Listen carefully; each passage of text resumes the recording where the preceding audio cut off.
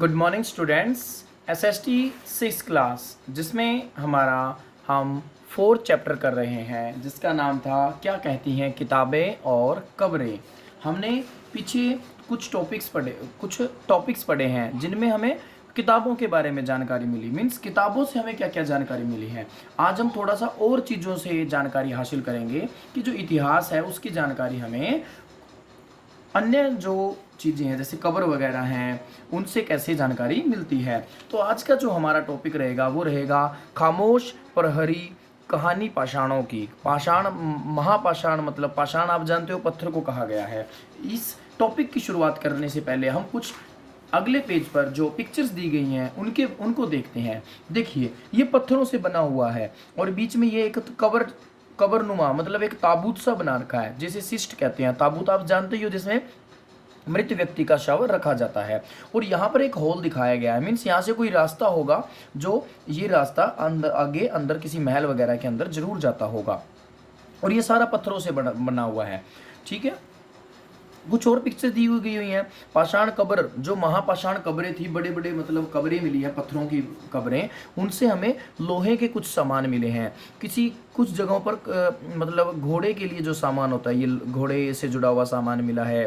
कहीं पर नीचे बाईं और जो है ये कुल्हाड़ियाँ मिली हैं। कहीं पर ये इसको कहा गया है कटार। कटार मीन्स जो चाकू होता है, लेकिन चाकू तो छोटा होता है, ये थोड़ा सा बड़ा होता है। ठीक है, बड़े साइज का छुरा भी कह सकते हो आप इसे। तो ये चीज़ें हमें खुदाई के द्वारा मिली हैं जहाँ पर मृत लोगों को दफनाया जाता था उनके आसपास से। तो चलिए हमारे चैप्टर की शुरुआत करते हैं। खामोश प्रहरी कहानी महापाषाणों की। ये शिलाखंड महापाषाण मतलब बड़ा पाषाण यानी कि पत्थर, महा मतलब बड़ा और पाषाण मतलब पत्थर के नाम से जाने जाते हैं। तो ये जो शिलाखंड है, शिलाखंड मतलब पत्थरों के चट्टानों के टुकड़े जो हैं इन्हें महापाषाण कहा जाता है। क्यों कहा जाता है महापाषाण? क्योंकि ये बहुत बड़े आकार के हैं। ये पत्थर दफन करने की जगह पर लोगों द्वारा बड़े करीने से लगाए गए थे। बड़े करीने से मतलब बड़ी सावधानी से, ठीक है, बड़े ध्यान से लोगों को जिसको दफन किया जाता था ना उसके आसपास इन बड़े बड़े पत्थरों को बड़े ध्यान पूर्वक बड़ी मतलब केयरफुली अच्छे से उनको लगाते थे। उसके बाद ये क्या कहता है इसमें, महापाषाण कब्रें बनाने की प्रथा लगभग 3000 साल पहले शुरू हुई थी। तो ये इतनी बड़ी बड़ी पत्थरों से जो कब्रें बनाई जा रही हैं ये प्रथा कब शुरू हुई? ये लगभग 3000 साल पहले शुरू हुई थी। यहाँ यह प्रथा दक्कन मीन्स दक्कन जो है हमारा दक्कन का पठार आपने सुना हो तो वहाँ दक्षिण भारत, उत्तर पूर्वी भारत और कश्मीर में प्रचलित थी। तो ये महापाषाण पत्थर की जो महापाषाण कब्रें थी कहाँ प्रचलित थी? वो पहले तो समय क्या था, 3000 साल पहले शुरू हुई और फिर कहाँ पर प्रचलित थी? ये दक्कन दक्षिण भारत। दक्षिण भारत मतलब जो हमारा तमिलनाडु केरला है, कर्नाटका है, ये जो साउथ इंडिया है वो। उत्तर पूर्वी भारत मीन्स जो मेघालय वगैरह का जो एरिया है ये इसके अंदर आ गया, नॉर्थ ईस्ट। और कश्मीर जो है ये यहाँ पर ये सब चीज़ें यूज होती थी। कुछ महत्वपूर्ण महापाषाण पुरास्थल मानचित्र 2 में दिखाए गए हैं। मतलब महापाषाण पुरास्थल जो है वो मानचित्र नंबर 2 में दिखाए गए हैं। और कुछ महापाषाण जमीन के ऊपर ही दिख जाते हैं। कुछ महापाषाण जो है वो जमीन के ऊपर ही दिख जाते हैं, मतलब जमीन के ऊपर से दिख जाते हैं। कुछ महापाषाण जमीन के भीतर भी होते थे। जमीन के भीतर मतलब जो खुदाई के बाद मतलब ज़्यादा गहराई में जाने के बाद अच्छे से हमें देखने को मिलते हैं।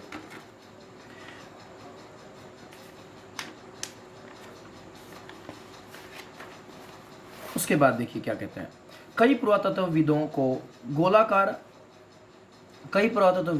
गोलाकार सजाए हुए पत्थर मिलते हैं। कई बार अकेला खड़ा हुआ पत्थर मिलता है। ये ही एकमात्र प्रमाण है जो जमीन के नीचे कब्रों को दर्शाता है। मतलब कई जगह तो क्या है, कई पत्थर हैं जो गोलाकार मतलब ऐसे देखो ये गोलाकार है ना, तो ये गोला बना हुआ है, एक सर्कल बना हुआ है, सर्कुलर टाइप में। तो कई जगह पर क्या है, सिंपल एक आधा पत्थर खड़ा कर दिया। उससे पता चलता है कि जहाँ पत्थर ऐसे गाड़ रखे हैं वहाँ पर कब्रें हैं, वहाँ पर क्या है, कब्र है। ये चीज़ें उनके द्वारा हमें समझ में आती है।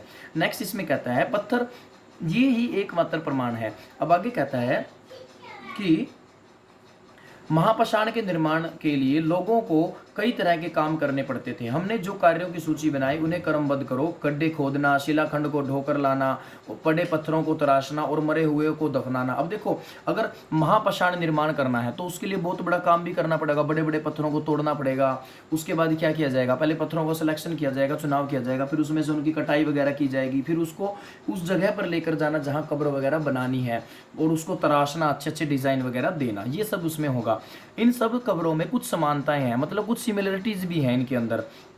सामान्यतः मृतकों को खास किस्म के मिट्टी के बर्तनों के साथ दफनाया जाता था, जिन्हें काली मिट्टी के बर्तन, ब्लैक एंड रेड वेयर के नाम से जाना जाता है। तो मतलब जब किसी मृत व्यक्ति की के शव को दफनाया जाता था तो उसके साथ कुछ बर्तन भी होते थे मिट्टी के, खास किस्म की मिट्टी के जो बर्तन होते थे, और ये लाल काली मिट्टी के बर्तन होते थे।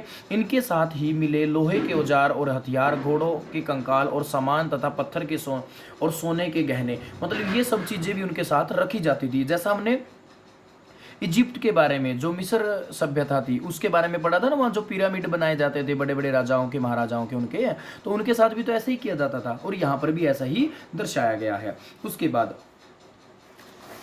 लोगों की सामाजिक असमानताओं के बारे में पता करना। लोगों की सामाजिक असमानता मतलब कि जो लोगों का समाज था उसके उनके बीच में क्या असमानताएं थी, क्या अलग अलग बातें थी।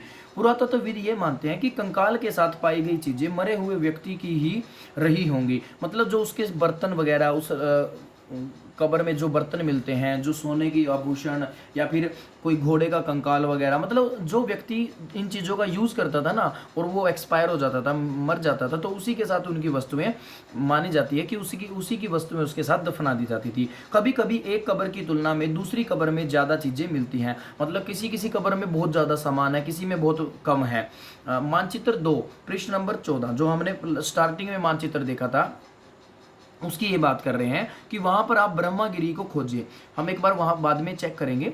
यहाँ एक व्यक्ति की कब्र में 33 सोने के मनके और शंख पाए गए थे। देखो 33 सोने के मनके मिले हैं उस व्यक्ति की कब्र में, एक वहां पर ब्रह्मगिरी के अंदर, और लगभग शंख भी पाए हैं। दूसरे कंकालों के पास सिर्फ मिट्टी के बर्तन हैं। तो इससे ये असमानता क्या दिखती है कि जिसके पास सोने की चीजें रखी हुई है, मतलब वो उसके समाज में ज्यादा प्रतिष्ठा होगी, वो समाज में धनी व्यक्ति हो सकता है। मिट्टी के बर्तन वाला सिस्टम कहाँ मिलेगा, किसी मतलब कम आर्थिक स्थिति वाला, जो थोड़ा सा गरीब होगा, उसकी।